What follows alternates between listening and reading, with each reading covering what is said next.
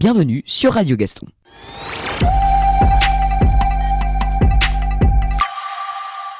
Cette semaine, nous allons parler de l'éruption d'un volcan en Islande. Près de 3 semaines après la précédente activité volcanique, qui s'était rapidement tarie, la ville de Grindavik a cette fois été touchée par des coulées de lave.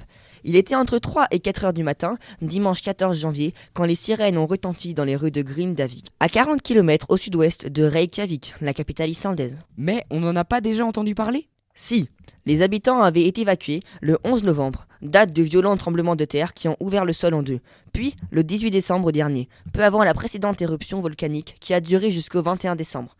Dimanche, la centaine d'habitants qui avaient choisi de rentrer chez eux, malgré des risques connus et répétés, ont été sommés de quitter la ville, tout comme les touristes séjournant au spa, le Blue Lagoon.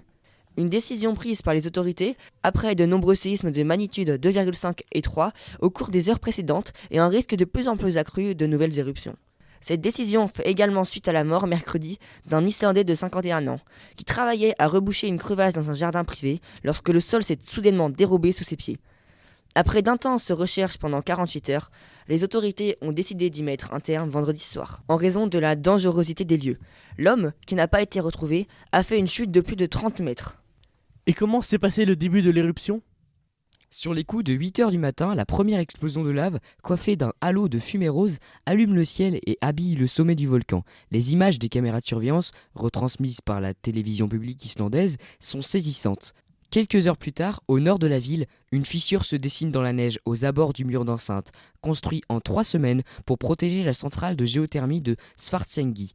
Les forces de l'ordre avaient tenté de continuer la construction du mur après l'évacuation de la zone, mais ça n'a pas suffi, soupire une habitante de Grindavik, réfugiée à Reykjavik. Les images diffusées sur Instagram par des photographes basés en Islande montrent que la lave franchit alors rapidement le mur par capillarité, s'écoulant de part et d'autre de celui-ci. La coulée de lave a-t-elle endommagé des bâtiments ? Oui, car en fin de matinée, la coulée a atteint le conduit d'eau de la centrale de géothermie alimentant la ville en chauffage. Heureusement, toute l'usine avait été mise à l'arrêt dès l'évacuation de ce matin. Commente une météorologiste. En ce milieu d'après-midi, 2 premières maisons ont été touchées par la lave brûlante et ont immédiatement pris feu, dégageant d'importants panaches de fumée noire. Une 3e maison a également brûlé. Grindavik, qui compte 4000 habitants, avait été évacué le 11 novembre par mesure de précaution après des centaines de séismes provoqués par le déplacement du magma sous la croûte terrestre, signe précurseur d'une éruption volcanique. Ces séismes avaient endommagé la ville, créant d'importantes fissures dans les routes et sur les maisons et les bâtiments publics. La dernière fois que la lave atteignait les habitations, c'était il y a 51 ans, s'est remémoré le président Gunni Johannesson lors d'une rare adresse sur la télévision publique.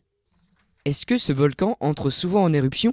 Jusqu'à l'éruption de mars 2021, la péninsule de Reykjanes, au sud de la capitale de Reykjavik, avait été épargnée par des éruptions pendant 8 siècles. 32 systèmes volcaniques sont considérés comme actifs dans ce pays, de feu et de glace, région la plus volcanique d'Europe.